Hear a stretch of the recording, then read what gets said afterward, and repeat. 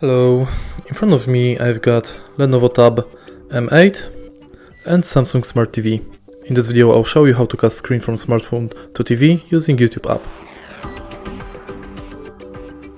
In the beginning, make sure that both devices are connected to same Wi-Fi and then enter YouTube. Now press the screencast button located on the top of the screen, select your TV, and now when devices are connected, you can play any music you want on your smartphone and it will be displayed on the TV.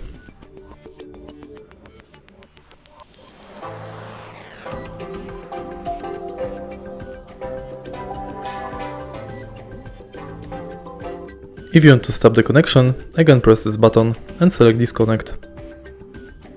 And that's it. If you find this video helpful, please leave like, comment and subscribe.